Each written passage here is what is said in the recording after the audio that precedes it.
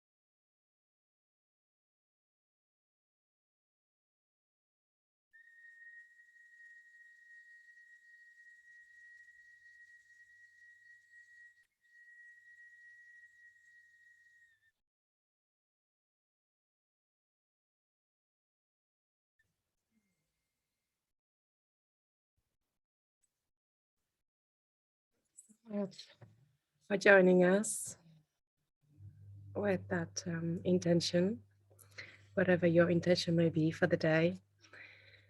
And we have a small group today, which perhaps maybe there's an opportunity for everybody to share. We'll see how we go. Because usually with the integration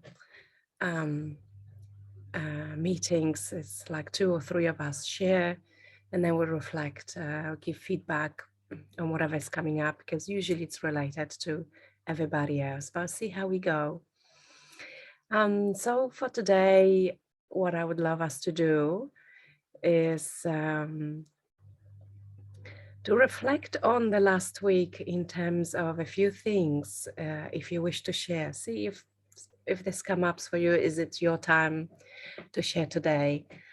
So last week, perhaps anything about your body system, how you showed up for your body, perhaps whether you needed more privacy and having time to yourself, or perhaps you needed more connection.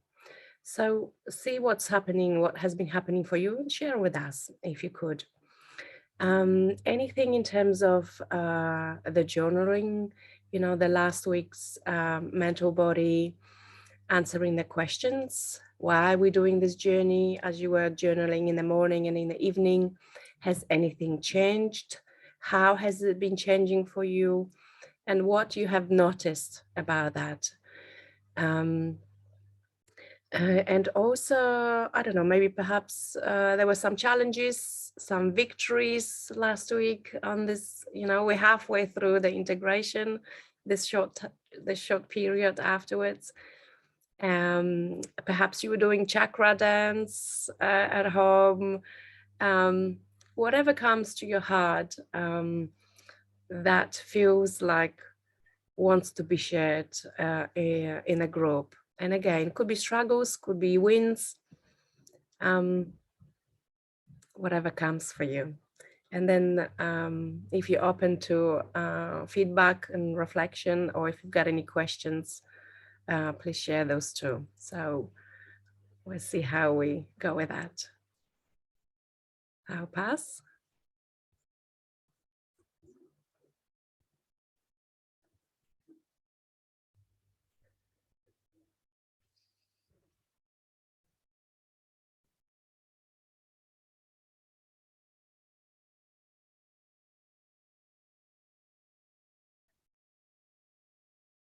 Okay. I'll go. Out of discomfort since nobody else is. Thank you. I will share that I am still living like I'm still on the retreat. I'm like living like a complete hermit. I'm afraid to interact with the rest of the world. And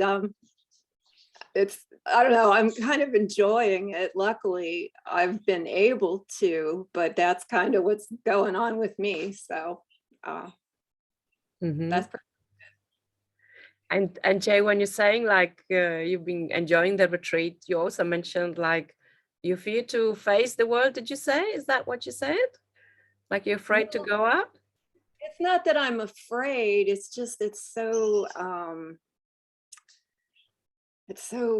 dirty out there. Like if I stay at home, I just feel like, my energy fields are clear and everything's good. And then when I come home, I have to like clean myself up again.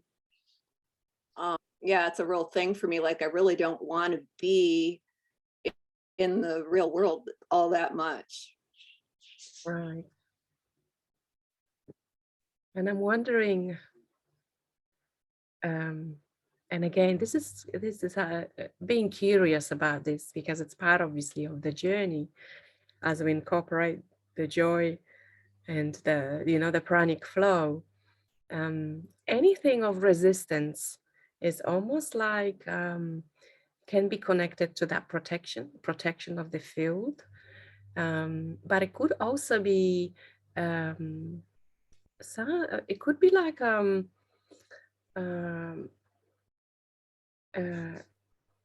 and again, hear me out here. It may or may not resonate with you, but I would just invite you to reflect if perhaps there is something that just wants to really hold into this kind of space, this field of, you're like a cocoon.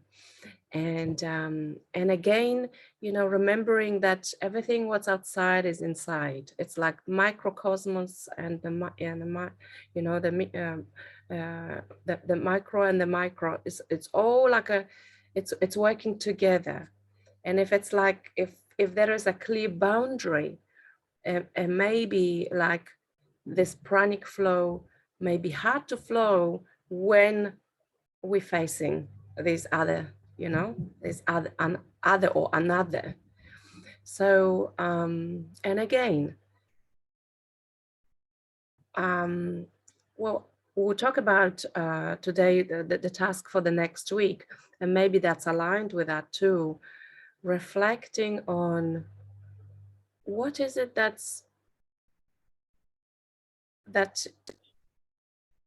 it's like is against the values or against what's really important to you that you don't want to invite to yourself. You said like dirty, so again, anything that comes, if it's those words dirty or afraid or protecting, wanting to stay, inviting it to really embracing it. Mm-hmm. What doesn't mean that something is dirty? Yeah, I mean, maybe that was a bad choice of words, but like for instance, I have a friend who had a friend who died, and he's going to come over tomorrow, and I know he's going to like be all negative and sad, and I'm going to help him, but like there's a part of me that just doesn't even want to do that stuff, Yes. And it just, I guess because my experience of being around normal people, I've had some experiences like I don't want to have any of those things happen anymore. So I'm just trying to keep my energy field really clean. Yes. Sounds like that protecting yourself is really important to you, Oh, yeah, Yeah. I've been attacked and I don't want it to happen again. Yeah. And it also sounds like you're really prioritizing it, just like all of you prioritize this journey by being here, that it indicates that's important to you, showing up, you're doing what your heart calls for. And again, when we talk about it, it's and it could be not just for you, Jay, but for everybody. When whoever speaks, and if see what's happening inside. Is there some kind of resistance? Do I agree with it, or don't I agree with it? And really allow to be present with that. What's happening? Because any kind of disagreement, that it's almost like it wants to come up and it wants to be embraced. Because it's, as I said, there's no right or wrong, because it is an individual journey. And again, if the privacy and that protection is important, trusting that experience, for someone else could be going out and just kind of being outdoor all the time, mingling with people, that will bring a lot of joy, because everybody's those, I think you've done the COCO list and what brings joy, right? So everybody's list will be different, and we'll talk about it later today. So trusting that, and it sounds like you're doing that, Jay, and maybe that's why, you still feel in that flow, because you're respecting your own needs, you're meeting your own needs. Yeah, I don't want anything to mess it up. Yeah. Yes. Beautiful. Thank you. And how did you go with reflecting on, the why you're doing this journey, and what was that for you? The values. Yeah, you know, I thought about that a lot, and there are a couple times I'm like, you know, why am I doing this? But for the most part, um, originally for me, it was just the minute I found out it was a thing, I wanted to do it or die trying, you know, I really did. And but now it's always about how I feel. How you feel? Yeah, because when my body is clean and clear, I feel good and my thoughts are clear.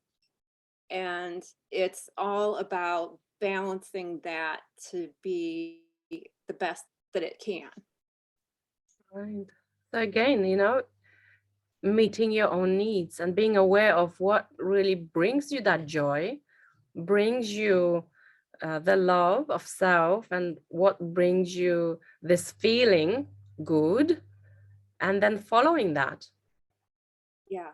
It sounds like you've been doing that. Wonderful. Yeah. Okay. Beautiful. An inspiration to many. And may I ask you, Jay, because this is the second time, right, that you're doing this process. So now with the integration part, and I know it's not finished yet, but what differences can you notice, you know, from being, you know, the after the first process and now? I mean, we have a lot of, I mean, that's you and Amina. I think that's mainly the two of you that have done it before. So for those who have done it the first time, I wonder what's different. This time I fully know what to expect. So in a lot of ways, it's a lot easier.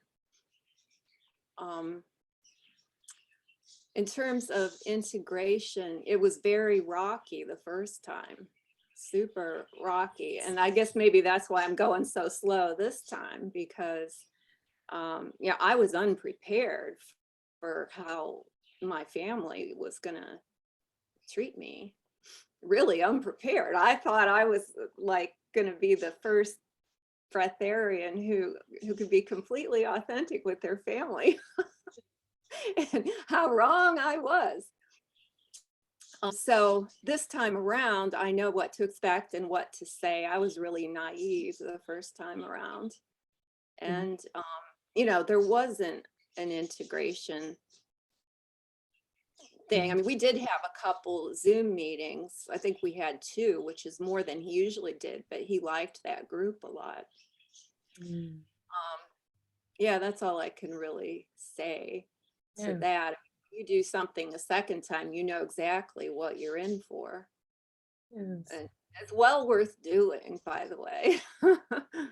And it sounds also, you know, while we talked about first how you know you protect your field in that way, and perhaps it's even linked to that first experience, you know, because you know, you said that you trusted, and then, you know, so open and really excited about it and following your joy, yet there was a resistance from the outside. So now it's like, okay, well, I do need to protect something that's really important to me. Yeah, yeah, that's very real. Yeah, beautiful. Thank you so much for sharing. Sure.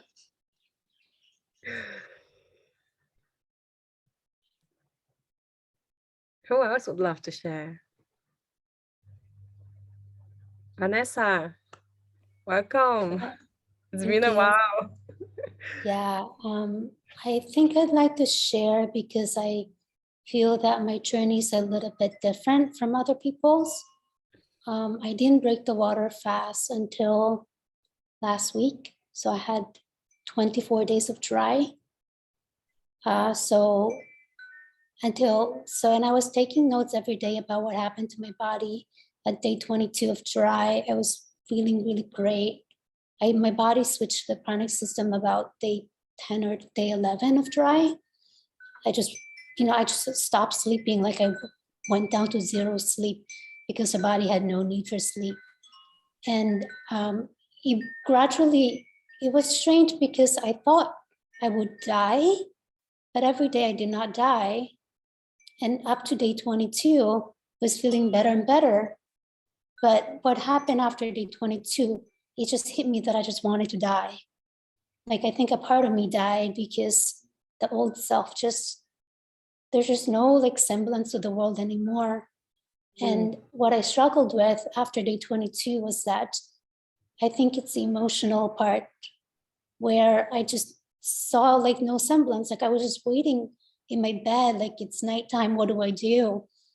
I already went to the beach, I already worked out, I already read, like there's nothing else for me to do here. Like I was just like sitting and waiting for the world to wake up.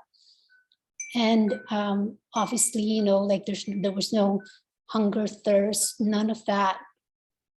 It became very strange. The world became very strange. And then, so like last week I started drinking water. As soon as I had water, the body switched back to like the hybrid system. It was very confusing for a week.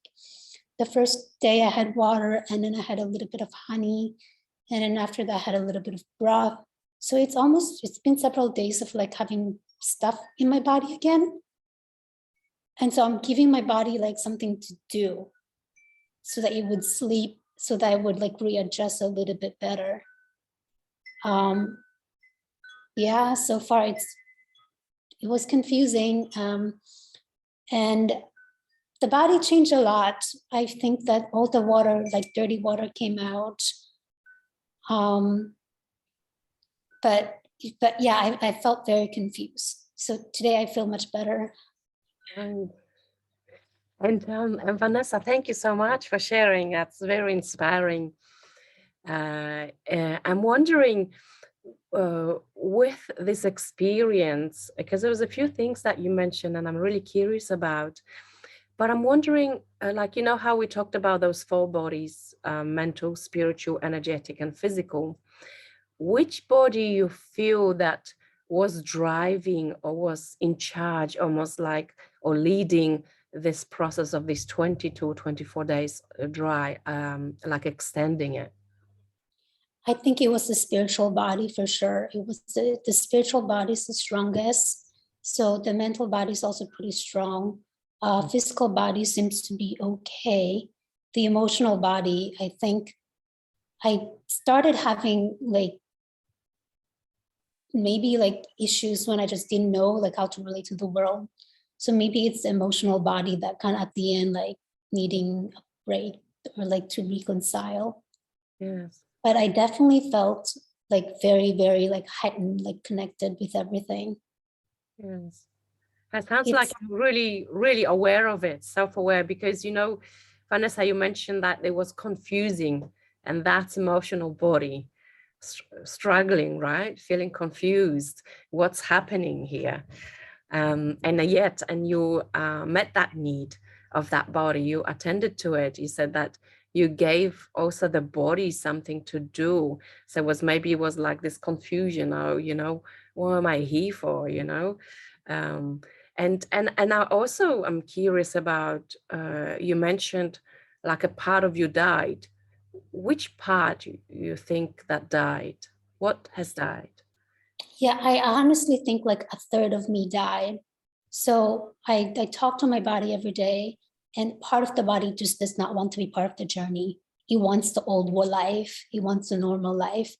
And so that's a part that we had to ask to leave, to move on to another transition, because most of us want a new life. So we kind of escorted that out. And so like, even though I was dry for 24 days, I was like peeing every day, like getting rid of like old cells that were dying still, like body parts that were pretty much dying. And also like, I would say more of the old ego. It's still very confusing to me, because to live in this world, you still need an ego. So you can't just say that you want like a brand new you, because to be on earth, to have a human experience, somehow you still need something to do. Like you need, like, you know, a role, you need a name, you need the mundane things that we're trying to get rid of, the dirt that, you know, we don't want. Yeah. And when you're saying that, you know, a part of ego still stayed, and then a part of ego perhaps also died. What would you say that, you know, that ego trait, or what part of that ego has died and which one stayed? Yeah, I think the part that died is the part that had more definition and judgment, Right. where I was judging myself before or judging other people. I realized that I was pretty much wrong about everything. Like every single time I judged somebody in the past, in my life, in another life, I was wrong because I didn't know what they were going through. And it's only through like going through an intense period of going deep within that I understood that everyone is doing the best they can, including my parents, including like the guy on the street, the homeless man, like everyone is doing their best. So that's the part that like has stayed with me more now. Like also less judgment towards myself, like what I need at the moment or how I treated myself, less kind before. I'm able to forgive that part more because I also know that I'm also just doing the best that I can. Sounds like that, really, that self-care and self-love really came to hold you, right? Yeah, it's a very strange and confusing experience, but I feel that I needed to go through that, Yeah. to come out, to be able to really see another human as part of me. Yes. Yes. And also throughout my experience, I don't know if it resonates with you, Vanessa, or others. It's like for me, has been really moving. It's always touching my heart.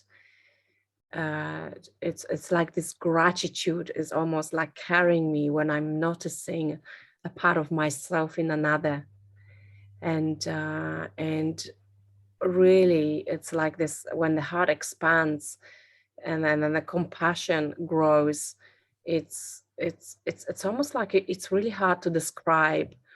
The only way that comes to mind is holding almost myself in the other, like a mother and a father, you know, like really with that deep care. And again, no judgment, because how can you judge a beautiful baby that's being born, you know, and it's innocent? And when we connect with another like that, really what we see in another is it's a part of us that hasn't been acknowledged before.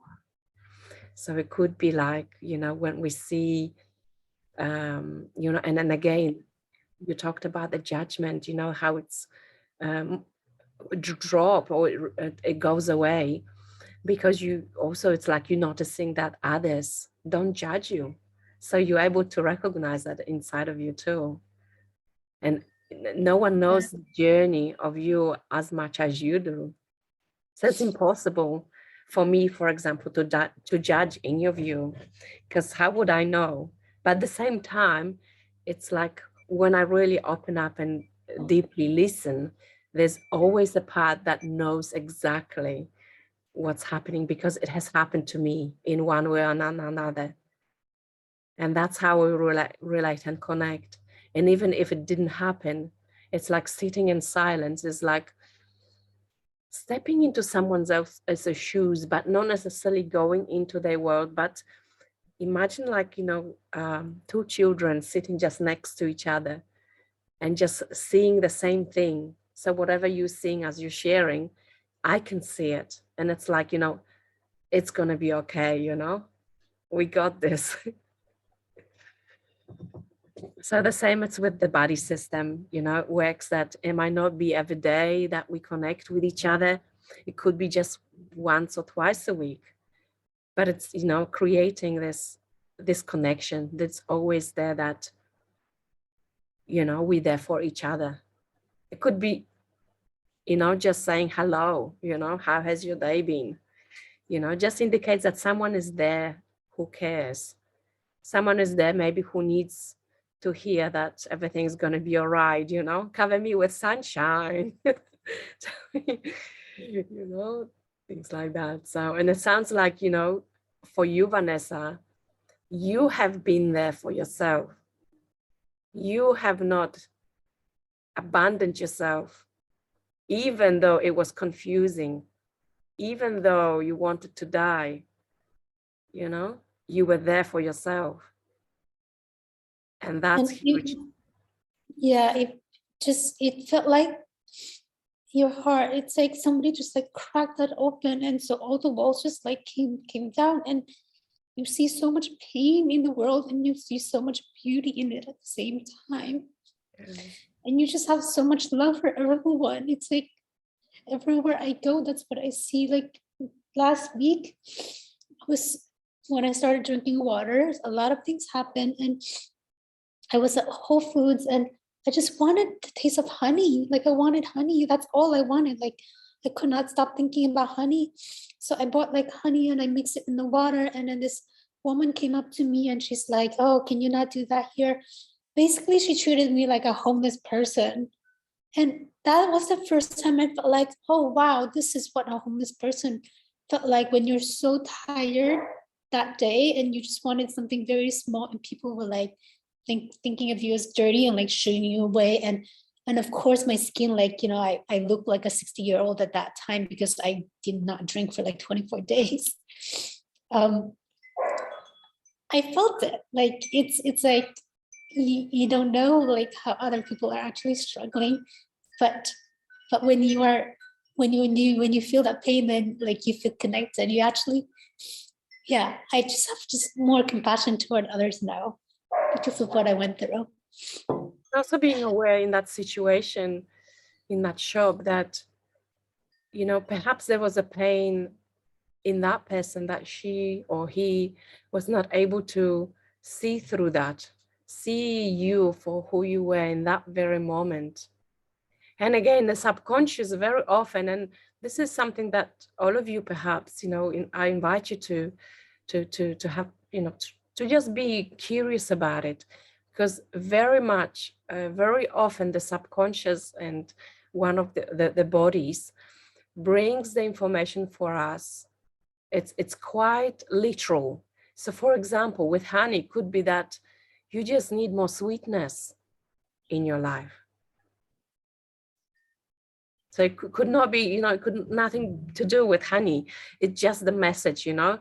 So, and it could be, for example, if it was a particular fruit, maybe it's a particular color that it's needed and what that color represents. Maybe, for example, if, you know, if you feel like you want to drink coffee, maybe it's the groundness of it that you want. So whatever comes, we talked about it last week, is really inviting whatever it's coming, and just and inviting it. When you do that, be curious about it. What is it that my body is wanting me to pay attention to?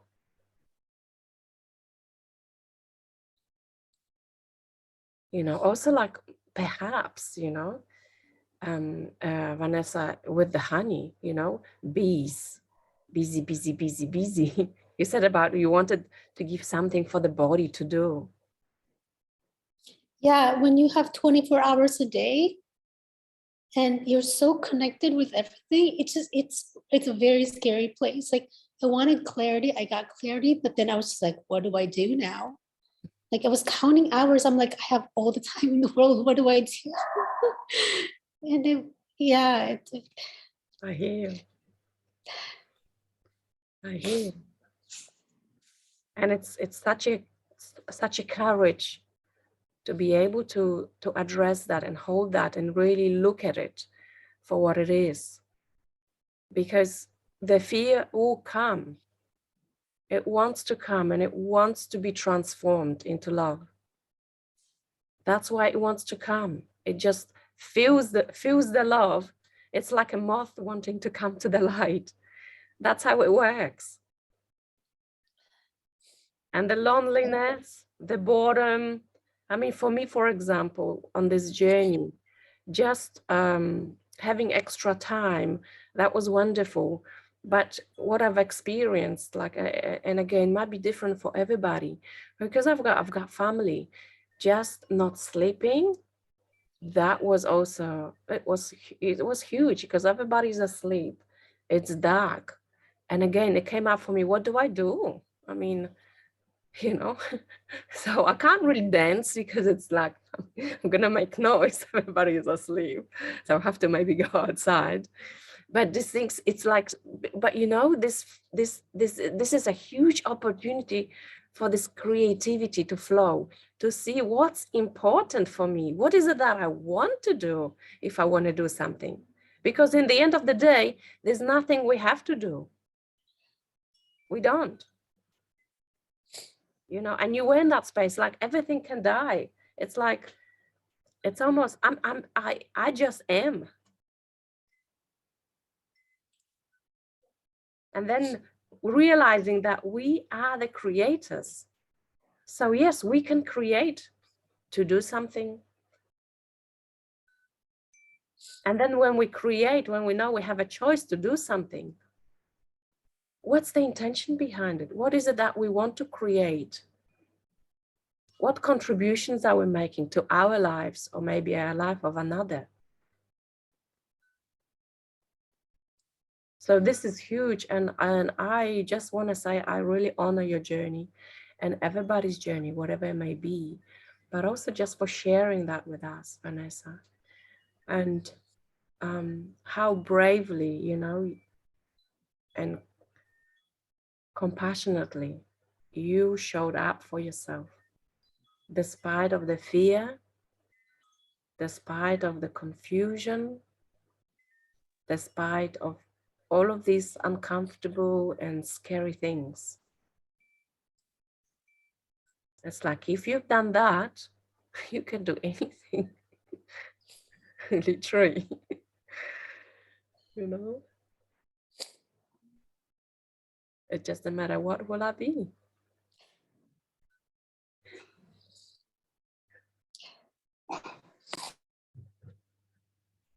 Thank you so much. I feel so inspired.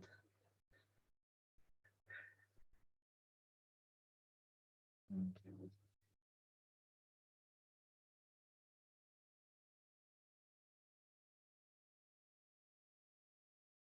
Who else would love to share?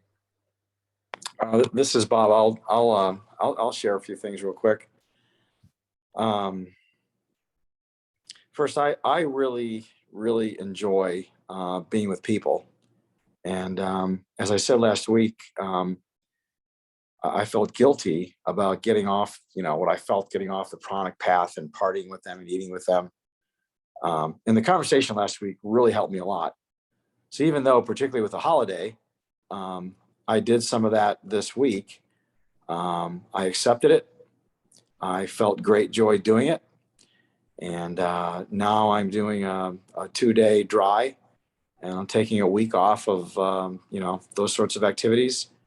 And that'll be my way of making sure that I stay with things the way I should. For me, one of the most amazing things that happened during our 9 days was just the whole discovery of the 4 bodies, and particularly for me, the emotional body. So I'm doing a lot of work there. I've done a lot of self-analysis. I even created this flow chart sort of thing, and shared it with Jay. And I'm continuing to work with Leslie and this holistic doctor, for lack of a better term, who's here in our area. Jay and I both go to this guy. He's amazing. So I'm really, really pleased about that. Looking forward to see how the whole this next 12 months unfolds. And the last thing I wanted to say is Vanessa, I think that you're the spiritual equivalent of not just a D1 athlete, but the most super D1 athletes. And it's just been an honor to be around you. I've just really, as I told you before, enjoyed the interaction. And if you guys didn't know, Vanessa is an incredible artist. And Vanessa, I'm meeting with my interior designer this week. We're going to start doing some serious design on my new place, and I'll be going through your website with her, and can't wait to get multiple pieces of your work in my place, because it'll make me think of you and everybody else on this call, and because I just really love you guys, and it's just so anyway, that's it for tonight.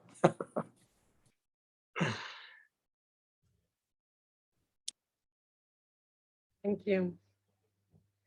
And you see how, appreciate your sharing, Bob, because makes me think also what Jay said before, how different energies can flow, like one of you can just really want to cocoon and, and the other one wants to go out and meet with people, and the energies flow in a different way. And it's almost like you recognize also, Bob, that your energy seems to be wanting to move a lot, and maybe at times almost like maybe one of the bodies really wanted to just go and, like, let's say, attend this retreat and just be still, and maybe there's part of it that really longs for it, but also recognizing, well, actually it's okay to move, it's okay to be active, it's okay to catch up with people, it's okay to whatever it may be. So again, it's such an individual journey. All we need to do is just follow your own path of joy, because it is different for everybody, and that's why we can't compare or judge. Yeah, you really helped me with that last week, so I'm so grateful. Thank you. Pleasure, you're welcome. Anybody else would love to share about the last week or anything? Yes, Tom? Yeah, listening to Jay and Vanessa, I sort of would love to share my journey in the past few weeks, and also 6 months ago, going through this for a week, including a 3-day dry fast, taught me a lot on how different actions can lead down a hill to failure and going back to eating and regular living. So I'm really celebrating the fact that I'm really strict with this program right now, and to go as we have 4 weeks now is remarkable. I feel, separated from humanity, like Vanessa was talking about. But I also have this yoga viewpoint that I've carried for decades, in that service to humanity is really my purpose in being here, finding God and serving humanity. So I have a nonprofit organization. I have lots of priorities of things I would love to do, write books, have inventions that get out there. And so I'm always grateful for having more time. To me, that's a real blessing.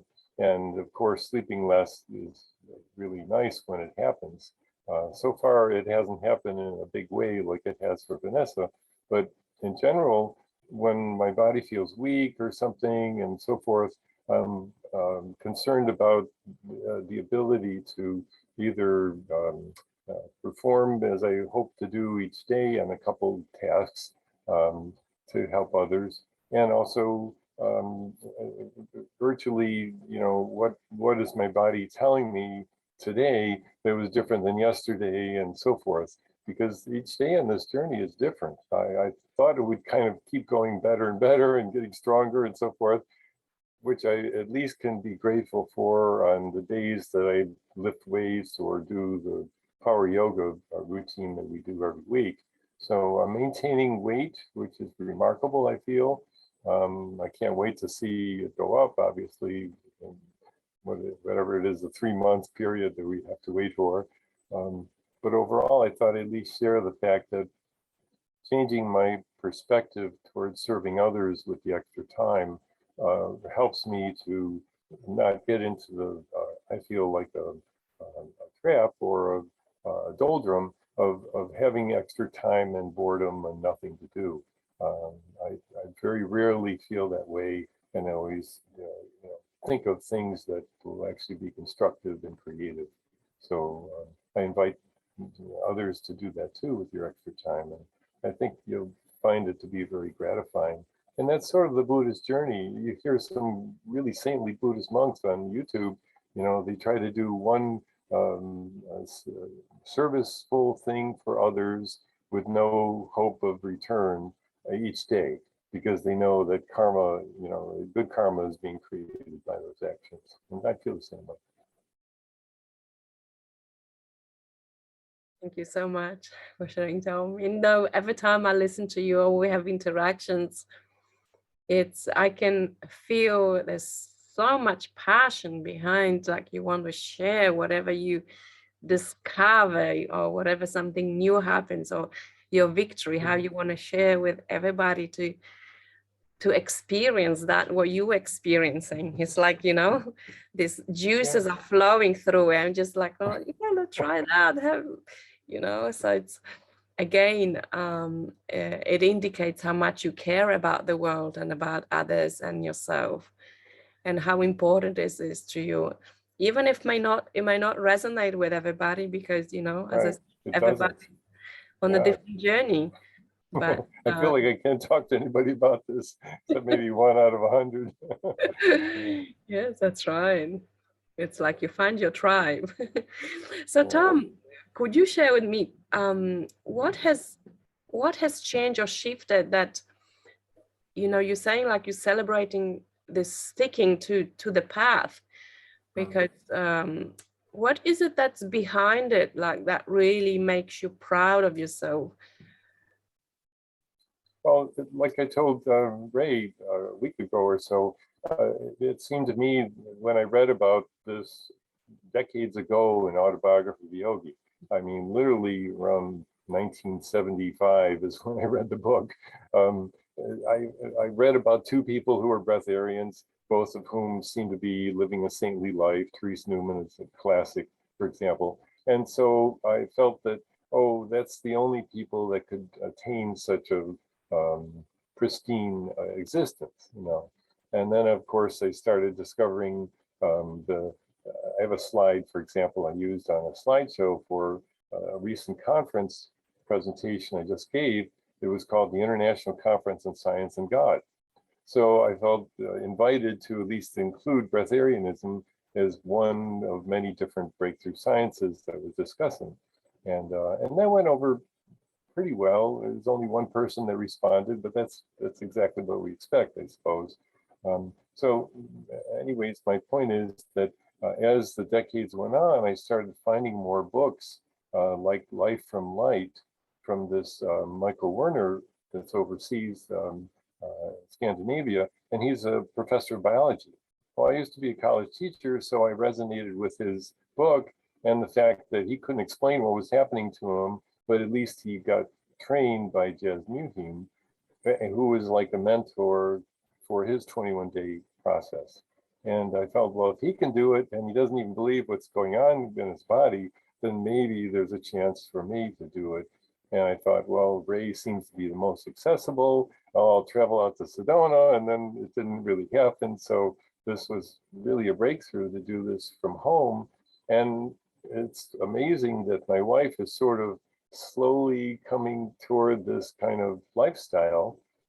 She even confessed she would like to consider it, but I know that's not enough to make it happen. But at least she's cooking the broth each night, and that's what I'm grateful for her.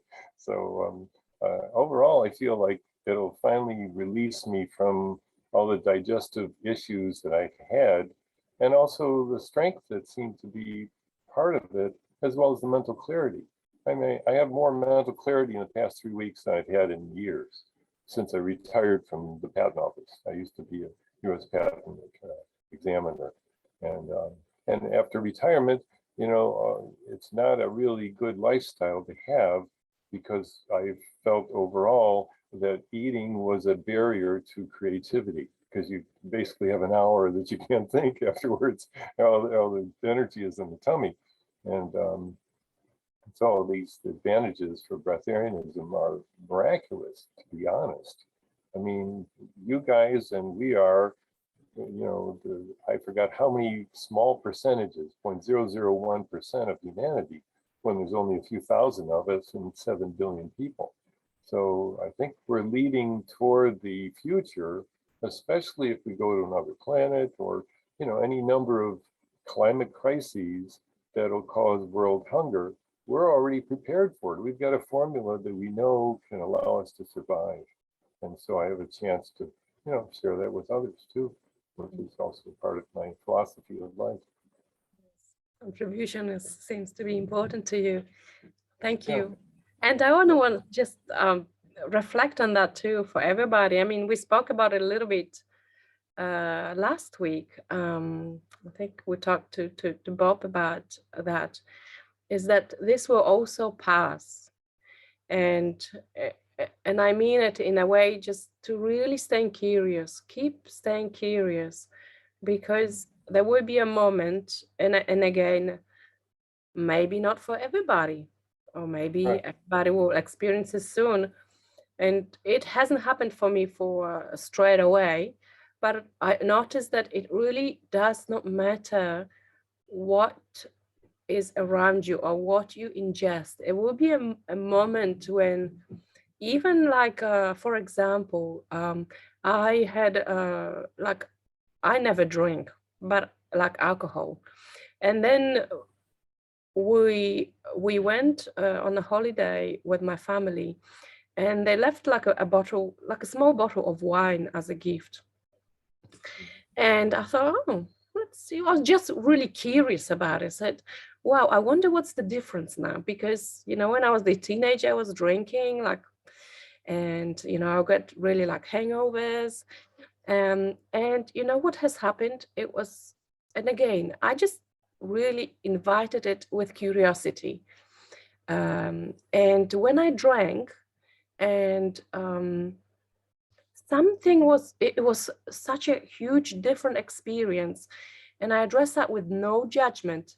Again, you know what, my approach to everything is like a researcher of consciousness, really with that curiosity and non-judgment, almost like addressing something for the very first time, like that all the past experiences that I had before, just let it go, let it all go. Let's see because as you said, Tom, too, every day is different. Things change constantly. So when I had the wine, yeah, that's right. So when I had wine, it was, and again, I'm not like trying to convince you to drink, no, so don't get me wrong. I have a little bit. I haven't drank since, but it was just an experience. I had this amazing, like this energy flowing like in my head, and I could feel, it's almost like I was transmuting this alcohol and exteriorizing it through my head. And then I felt like I was like heating the whole body, and literally 10 minutes after, it was all gone. Like I had no hangover, and I drank, it was like, not the full bottle, it was a small bottle, but it was a lot of alcohol. And it's like, hasn't affected me in that way, like usually. So again, it's not what we ingest, it's how we invite it into our field, and it might be like, again, it might be something if we don't want to ingest, be curious. What about it that you don't want? Why don't you want to ingest it? What's the resistance behind it? Because after all this journey is about making peace, being grateful for whatever there is. Through gratitude and peace, it's like you become that. And that's when it flows and becomes that joy. So everything that is outside is inside. So if there is resistance, it's almost like I don't know if you've heard, there's a Marianne, she is also one of the famous breatharians. Again, her experience might be quite controversial, but one of her experiences on this pranic journey was that she felt like the need to go into a strip club and really exposing the body to shed the shame of the body. That was part of her, because it was such a resistance to, like, this judgment came, oh, you know, you can't do that, you can't, you know. So it was something like she was really curious about. And until she moved through that fear and that judgment, then she was liberated. And again, these experiences will be different for everybody. It could be through food, could be through whatever, but just stay curious about it. Because when there is a resistance, there is a message. But at least we're supposed to be avoiding the big meals, right? Well, right now, yes. Okay, thank you. Yes. But if you feel like you want to eat, right, or have a big meal, for example, or it's in your mind because you're talking about it now, right?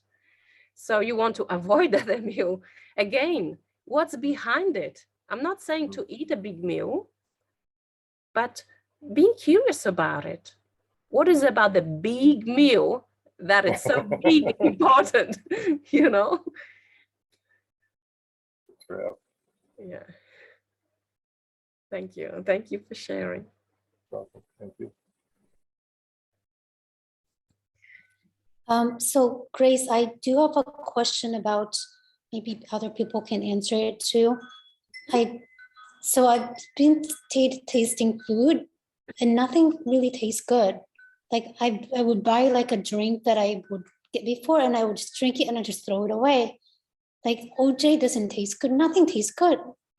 It's very strange.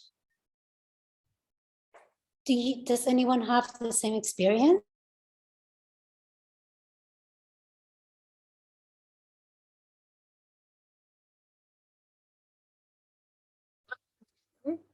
Breathe. Can you hear me, guys? Can you hear me? Something froze. Yeah, I've been having that experience too. Oh, okay. A lot of food that I've had before, I take a tiny little taste of, and it doesn't taste the same. It feels like the lower vibration of physical sustenance. I mean, an ice cream cone might be nice weeks from now, but that's about all I'm thinking about. I just invite, anybody else who would like to share or respond to Vanessa? Jason? Okay, we can't hear you, sweetie. Can I be heard? Yep. You can't hear me? Okay, great. And now for some reason I can't hear you guys. Will someone say something? Yeah. Can you hear us? Okay. Yes. Okay. I'm having an interesting experience. I'm present and enjoying. You know, every day is different. Everything is different. Everything's the same. With respect to food, so I didn't have hunger hardly ever in my life, but now I do, but not much, and it's subsiding. Like I found myself interested in thinking about things that I haven't been really interested in eating for years. Think about the textures and everything, and allowing myself to go into that. And would notice that my stomach juices would start flowing if I did that too much. But now it doesn't happen. Now I can think about it. There's no stomach juices flowing. There's no like emotional craving. I can imagine myself eating the thing and there's nothing else going on except the thought. So that's pretty cool. For me anyway. I had a craving for coffee, so I explored it. And in the past, coffee or caffeine is not generally pleasant over a very small amount. Like a quarter cup of coffee is where I stop because things become uncomfortable. But what I found is I don't have that sensitivity at all anymore. I've had 2 days of double espressos. and that would have definitely been way too much, and it's not a problem at all, and it's enjoyable. So now I'm exploring what's it like to be a coffee drinker, you know? And I had some grogginess that was challenging. I basically just want to sit. I don't want, in some ways I don't want to do anything. I don't want to prepare juice. I don't want to do the exercises sometimes. I don't want to do the breathing. I just want to get up and sit. But if I do that and I don't do anything else, then it's like the it's like I want the prana to be flowing through me. So I want to be doing exercises and stuff. But anyway, playing with coffee was a way to kind of deal with that, I noticed. So yeah, and so the other thing is I was having liver challenges, and that's gone completely. Basically after I talked about it, it disappeared, which is kind of, you know, to be expected for me. What else? I was going to say something else. Oh yeah, food consumption. So the liver seemed to be saying, hey, you're asking me to do more than I have the capacity to do. So I'm going to let you know with some sensation. Or my body was speaking for the liver, whatever. So following that suggestion, I increased my caloric intake, even though calories don't mean what we used to think they meant. But still, it was like, if we're supposed to be arriving at 60–80% after Pranic, after the initiation, going with that rather than I was doing like, I was expecting myself to do 80. So I moved it towards like 60, whatever that meant, and did that for a while. And I think I'm at the point where I'm doing even more than that now, the last couple of days, and I'm realizing, no, I can cut back, and I should to exercise it further. So I was, you know, on the side of it being probably not consuming enough, and now I'm on the side of consuming too much. But that's, you know, that's natural. That's me finding where the line is and where I want to walk. So my weight's going up, so I think I reached the bottom because I started pretty low. So that's one thing, or maybe the weight's going up because I'm, you know, bringing in more than I need. So yeah, I'm enjoying all this. The extra consciousness is nice. It reminds me how good things were about 10 years ago. Well, yeah, about 10 years ago, it was better, but it means I can go back probably. And I have this assistance now, this state. So yeah, okay, that's what's happening for me. And I pass it on to the next person. Thank you, Jason. Grace, if I could comment on the question you posed for Vanessa. My experience was that I could not believe how horrible water tasted for 24 hours. When we went to juice, the same thing happened. I mean, my taste senses have returned to, you know, normal, I guess, but it was a gradual thing. So maybe, Vanessa, with you having dry fasted as long as you did, maybe there's a correlation between that and it taking a lot longer before it might return for you. I'm not sure what else I can, you know, say about that. Thank you, Bob. And thank you, Jason, as well. And I also want to reflect and give feedback, Vanessa, about what you asked about. That body is such an amazing vehicle, if you may. Like, it's almost like it's self-sustainable, right? And it knows exactly what it needs. Just a matter of listening to it. And it sounds like you listen to it, because it could be also, it's possible that nothing tastes good because it's a sign, like it's not supposed to taste good right now. It's not supposed to be ingested right now.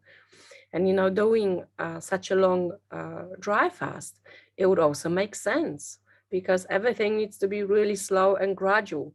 So the body would not want to ingest anything solid, you know, or in a bigger amount. Sometimes it could be that maybe just it needs smell it, you know, maybe smell it, or maybe just being around and seeing it, what the mental body says about it, what's happening as I look about it, you know, what's happening, like, or even like, again, you said, Vanessa, that in particular, in your case, that your mental and spiritual bodies are strong, and the emotional body, sometimes it's confused. So perhaps inviting these other parts to help the emotional body to, with that confusion, you know, what is it about, you know, this food that it doesn't taste? Just really be curious, and curious in a way like that there is no wrong. It's not wrong that it tastes like nothing, you know, like, again, you know, that curiosity. I had the similar experience with Jason with coffee. Wow, I was not drinking coffee for like, I don't know, 15, 20 years. And then suddenly I wanted to drink it. And then there was a time when I just like, I couldn't stand it. I couldn't stand the smell of it and the taste of it. It's changed. And then just what I realized, I actually, like, I want to just to like bite. I like enjoy the crunchiness of the seeds, you know, of the beans, and crunching it. And then it was just as I was doing and smelling it, because it was gradual. And then I realized, oh, there's nothing to do with coffee. It's all about my mom, because she was a coffee drinker. And all I really wanted is this nurturing and feeling grounded and nurtured by my mother. So it's again, you know, inviting all these bodies to see what is this that it's showing us, because sometimes it might have nothing to do with the food itself. It can be linked to that emotional body. And what is it, you know? It could be even like something sexual, for example, it's coming up. What is it? Is it a shame? Is it pleasure? And why is it coming up? Be really curious, whatever is coming up, but not in a way of analyzing and judging, just being curious, as if, you know, like, again, you're seeing it or feeling it for the very first time. No luggage, no baggage from the past.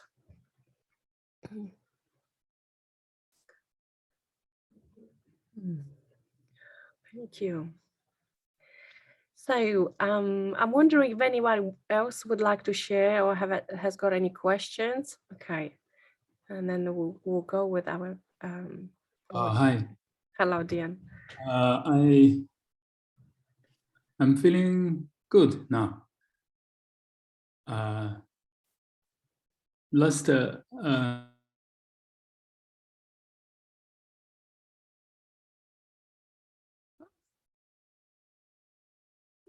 Breathing.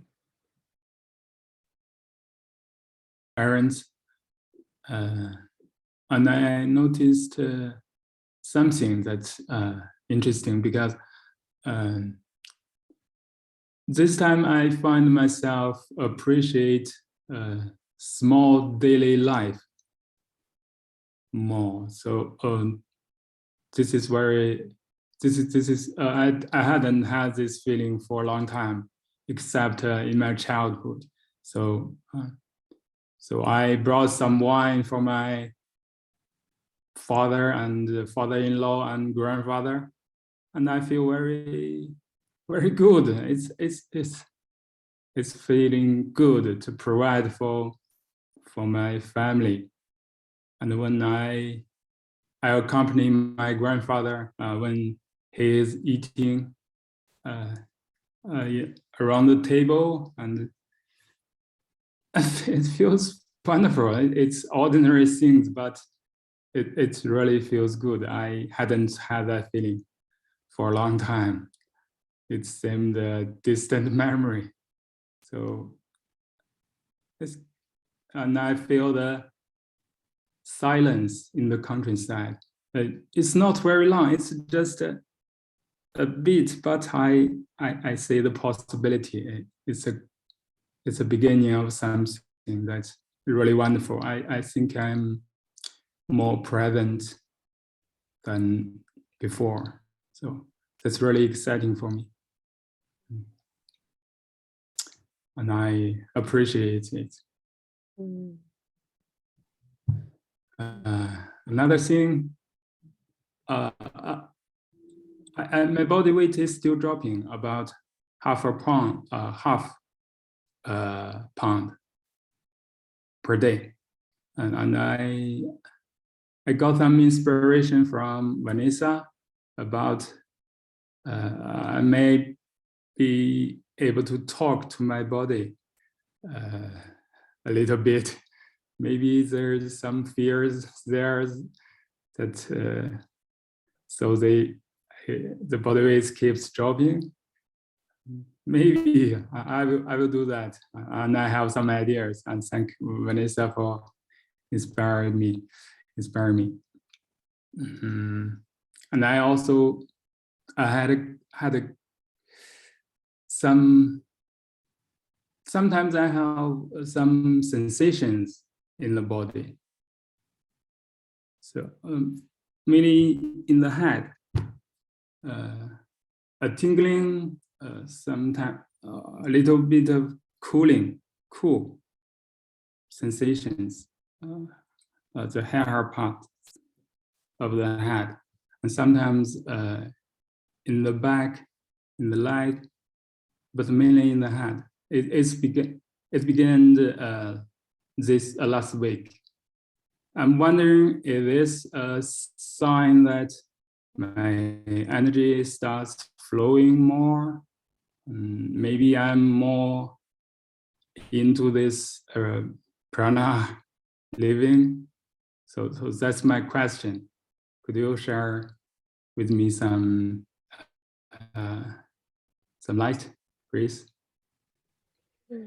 Thank you for sharing. There was a few things that you shared that really touched me. And one, I was wondering what values of yours are behind, feeling grateful and noticing those little moments. Is it about the connection with others, or is it that connection with childhood and what the feeling was? What's the value behind it that you can notice?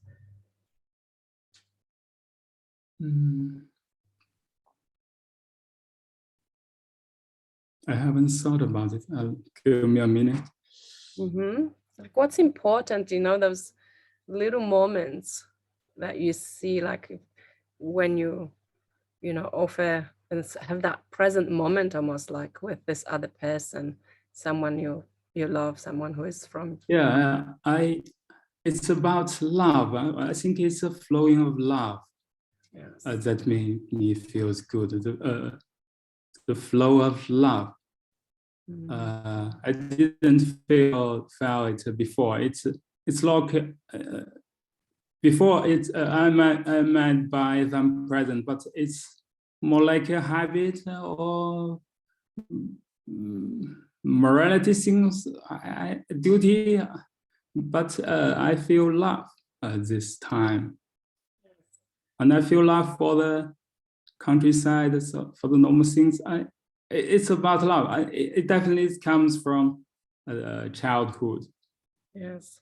When I am in the present all the time.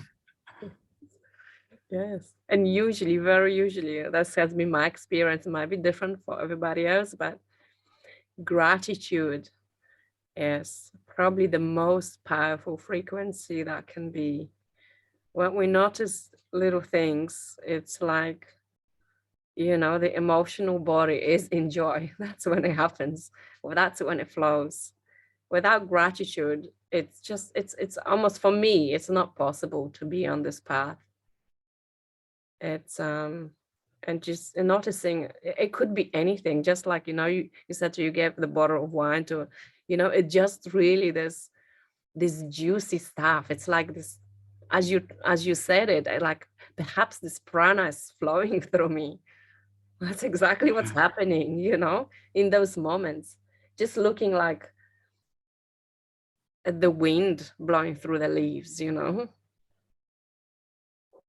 or just touching a face. It's just those little things that make such a huge difference to the flow.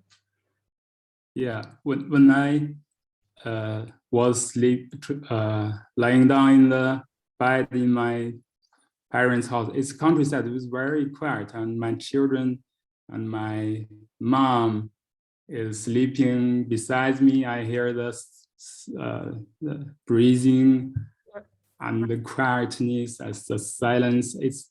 It's wonderful. Yes, It feels good. sounds like you're living it. Thank you. Integrating beautifully. And you know, with, as I said before about hearing these messages, excuse me, it's like this cooling could be literal, could be just to cool down, but it could be, as you said, trust that inner knowing that it's just the flow too.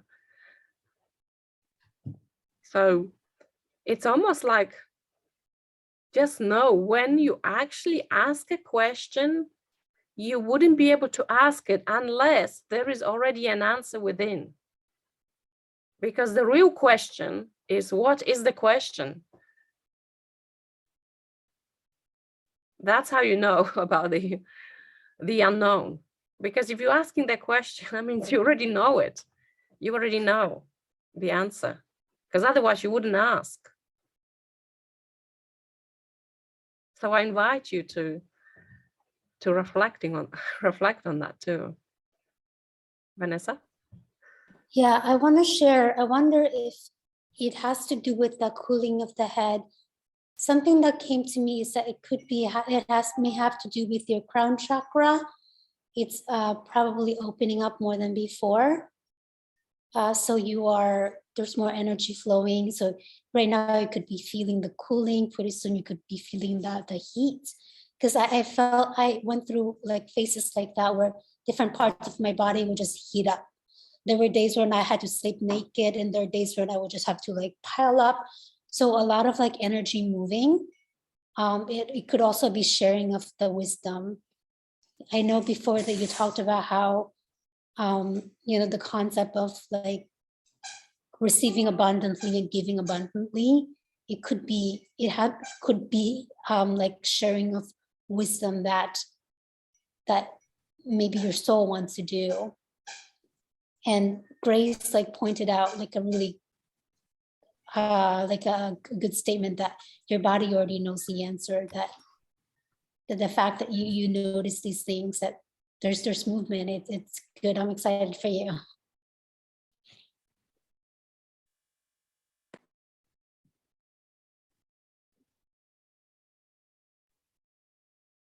Can I share a little suggestion for Diane's weight loss?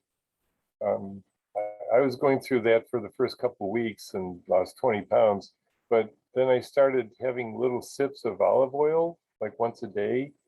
So it sort of suggested to my body that this is a high calorie, good fat oil to ingest, but I only had like a teaspoon of it, a sip out of the bottle. But for some reason that has stabilized my weight ever since. And I'm sure the amount of calories that I was tasting didn't, make up the difference, but mentally it satisfied my thoughts about, weight loss. And I'm just suggesting either flaxseed oil or olive oil could be just the taste that you need in your mouth. I even heard Dr. Gundry's recent YouTube video where he says you can brush your teeth with olive oil. His particular brand, of course, high polyphenol. But anyways, try that, see if that works for you. And I'm sure your weight will stabilize. I'll send good vibes towards you. Thank you. And Satom, there doesn't have to be any judgment either about oil, because it is a liquid, and in one way, right? And oil is particularly good for the liver cleanse. And if there is a need for that, and I'm not saying that it's in your case, but just be curious again when these things come up, because when we crave oil, it could be for the liver to cleanse, which cleanse some kind of anger that sits underneath. Maybe that was covering something up. So sometimes It can be emotional as well. So always stay curious. Can I offer something in regards to oil? Oh. For all of us who have juicers, there's oil in seeds, and you can take raw pumpkin seeds or peanuts or cashews, or I've been using pumpkin seeds and soaking them and then running them through with a blank screen and making like a nut butter, and then running that through with the screen and making pumpkin milk. And it's really high in fat. Matter of fact, so I take the juicer apart, and stuck on the outside of the screen is all this like really rich fat, and I throw that into the milk and shake it up. Sometimes I put sweetener in there, which is also crazy stuff that I would never do before. But then you have this really rich fat milk to drink, which is probably more calories than you need, but there you go. That's my contribution for the moment. Thank you. Awesome. Okay. So I would like to invite two things before we finish for today. One of them is would like us to change the bodies for this coming week. And but instead of me connecting and suggesting pairing, what I would like you to invite you to is to send me a private message with 3 names that you feel drawn towards to have a body for this particular week. Now, you don't have to do it right now, because I want to also offer and share with you what's the task for this week that you might want to share with your body for the week. We're going to be focusing on the list that you have created a while ago about what brings joy into my life. So I would like you to revisit that list. And if you misplace the list, create a new list. That's fine. But it would be lovely to, if you still have that list, to go back to that. And against each thing that you put, what brings joy, link it to one of the 4 bodies.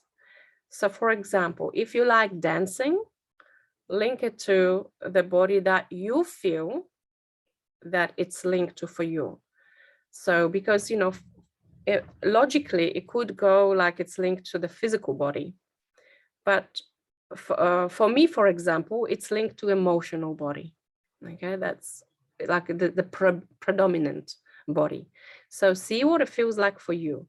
It could be spiritual, mental, physical, emotional. So when you have that list, just put next to it, or you can maybe, you know, depending on what your list, the previous one looked like, if there's not enough room, just make a new list and just put the things like next to them. What this particular thing that brings you joy, which body is the main one, like leading it, or which one it's linked to. Okay. And now, once you've done that, I'll invite you to now how we did, you know, answering the questions about why we on this journey and what's values linked to. Again, in the evening, like before we finish today, that's what you can do. Plan 4 things that you're going to do the next day that create joy in your life, one of each bodies, okay, from that list. Okay, so for example, if dancing is my thing for emotional body and I have maybe 5 other things for emotional body, I'll just pick one. And it doesn't have to be like that you have to dance for half an hour. It could be just for 5 minutes. Okay, but just that one activity, I want you to incorporate or plan it for the next day. And like write it in your journal. These are the 4 things I'm going to do. 1 for emotional, 1 for mental, 1 for spiritual, 1 for physical body. And then in the morning, when you wake up, you look at the list, you remind yourself what you plan to do, and see if it's still the same thing, because it may change or may stay, and really commit to whatever wants to come, whether those 4 things or maybe different things, but remembering that to address each of the emotional bodies. And then in the evening, again, first you reflect on, have I done these 4 things? Okay, and again, no judgment, just really just being honest with yourself. Have I done it? And if not, what stopped me from doing it? And what can I do to make sure that I commit to it tomorrow? Okay, and again, as we reflect, make a list for the next day.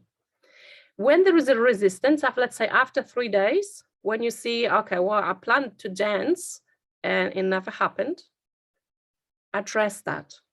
Address that. Does it really bring me joy? Because if it did, I would have done it. Or perhaps, maybe I don't prioritize joy in my life. And if so, why? So stay really curious about it. Again, it's part of the commitment to the journey, and see how it really kind of like helps you to reflect how much this journey is important to you. Okay.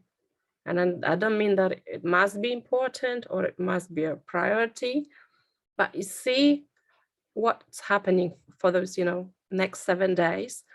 And also after those 6-7 days, see if there's any patterns.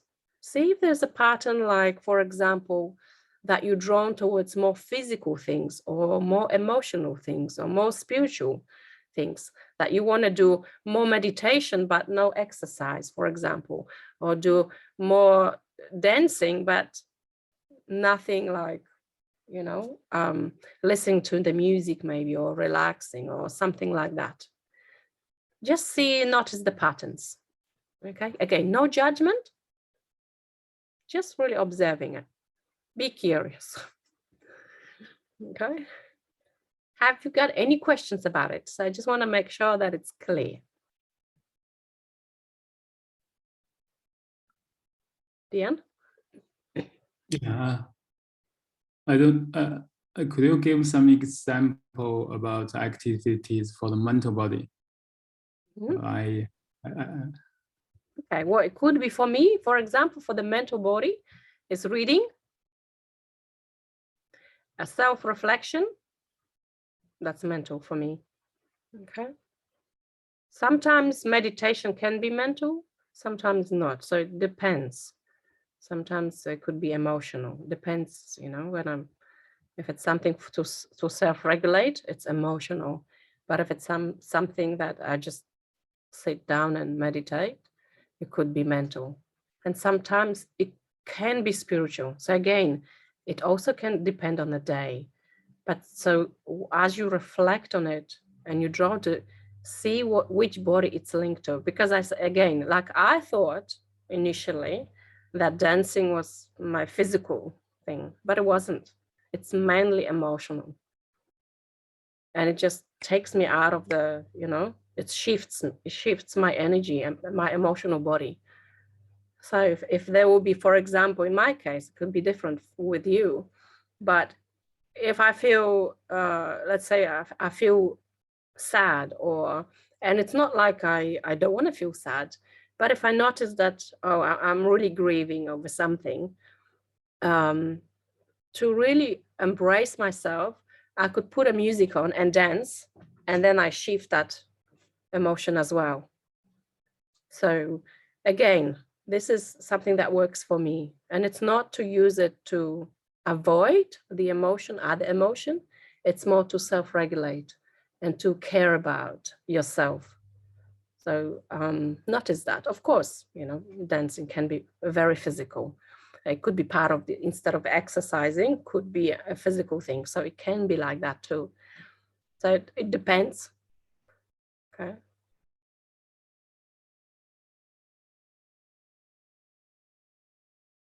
So revisiting the the joy list, link it to each of the bodies, every little thing, and you can add to the list. Maybe there's some new things that you notice since you started the process, that there's some new things that bring you joy or you're grateful for, maybe gratitude as well.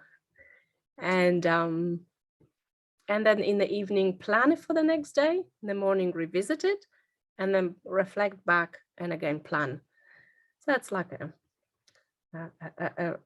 ritual. And then after the meeting, I invite you to share with me 3 names of the people who you would like to be paired. And again, there's no judgment, just go with what feels right. What feels right for this week to share this journey about the joy and what brings you joy. And again, it doesn't mean that you have to be in touch with your body every day, because maybe you will need some privacy and cocooning.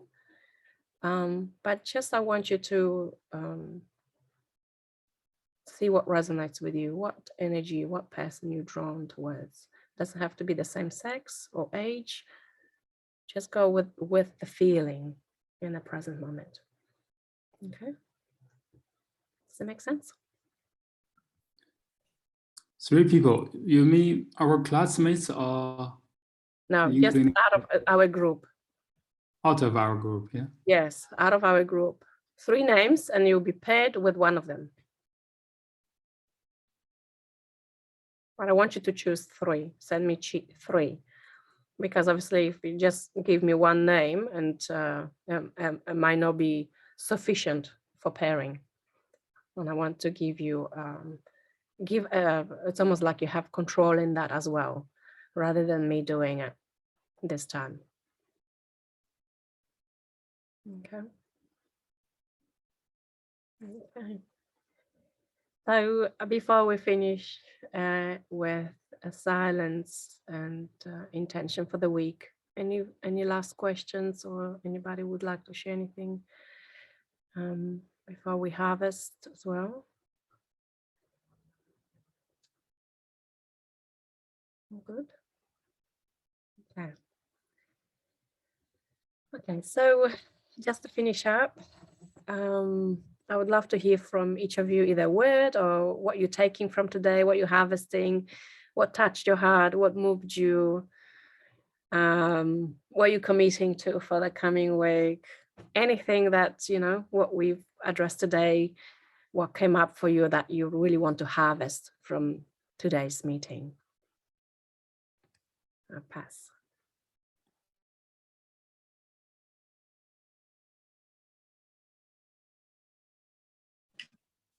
Well, I will say that I'm giving myself a break because I'm so impressed with all the rest of you and how far you've gone with the liquids. And wow, Vanessa, dry fasting that long, I can't even comprehend it. So that's just, it's like superpowers, really superpowers. So I'm going to embrace more of my own superpowers.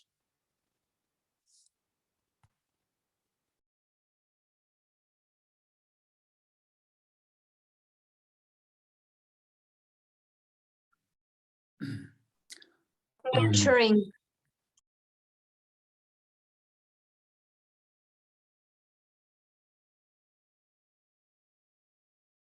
Okay, I will go. Love. Love, love, love.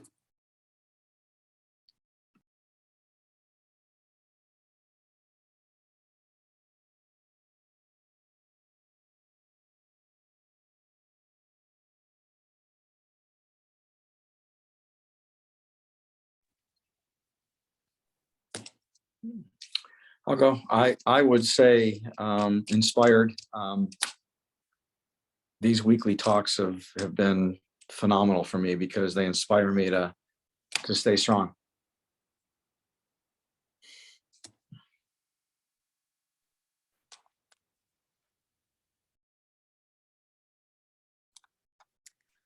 I will say how interesting it is that each person tells a very different story and yet we're all going through the same thing. At the end of the day, it's the exact same stuff with just saying it in different ways and different words.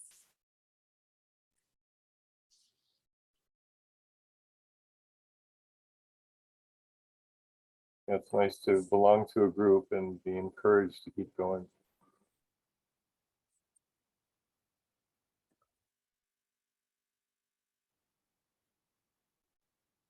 I'm feeling inspired by all the stories that I'm hearing. And I'm getting inspired in different ways by what different people are saying. And it's fun to listen to, enjoyable, to kind of put myself as if I might be having that experience. Thanks, everybody.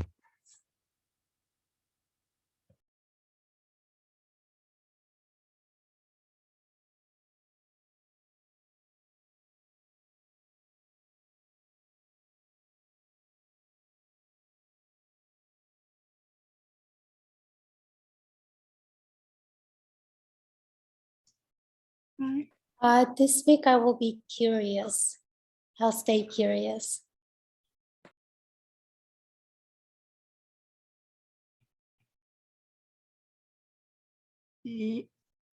I'm curious too, and inspired, but I have a problem. I'm not losing weight at all, and I don't understand. That's my big problem. Don't complain about that.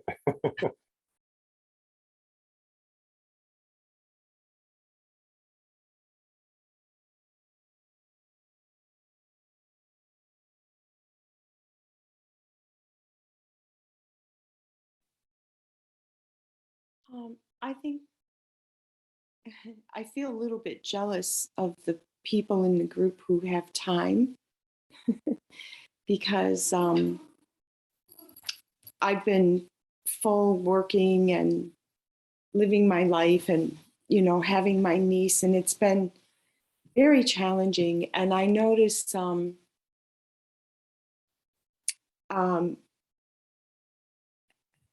I feel like this past week I've been so busy that I've lost a certain breath. So I'm really happy tonight. I feel like something clicked again, but it was something that Vanessa said that I've actually been experiencing a little bit before the whole process, but this whole thing about judgment. You know, I had this image. It happened yesterday because I was at a family thing, and I'm listening to everybody talk, and they sound so confident and so sure what they're saying, and I thought, oh wow, how could they be so sure? And I don't know, maybe they are sure, but it just made me it made me think about my own judgments and how sure I feel, you know, sometimes like, blah, blah, blah, and I go on my rant because I can be a bit of a ranter. And then, but that's coming up more and more. So I think this week I want to really notice more my judgments, and I also want to say forgiveness. I feel like there's a lot of forgiveness for me to do. So yeah, thank you.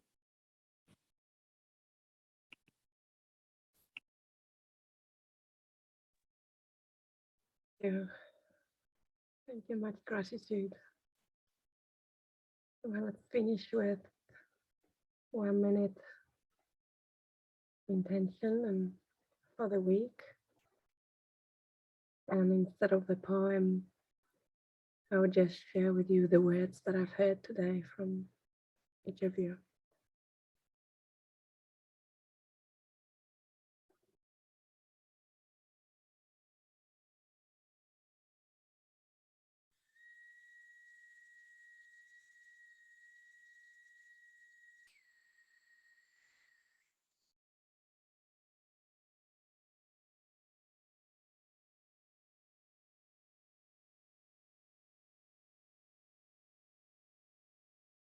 forgiveness,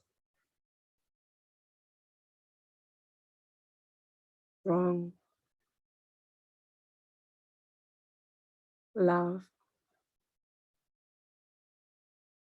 nurturing, curious, grateful, inspired,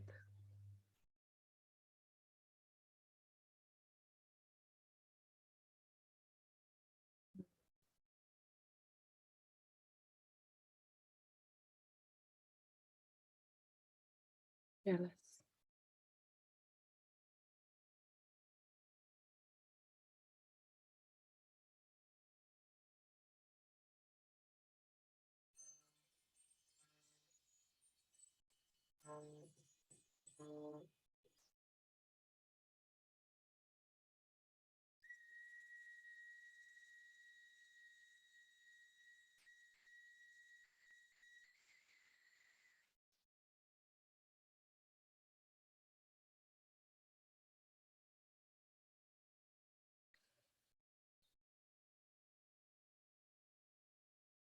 So much. Look forward to hearing from you. And I look forward also to next week with more shares. And congratulations, you're halfway through the 6th week. Thank you. See you, everybody. Have a wonderful night or day for you, Diane. Sunshine. Have a wonderful week. Much love.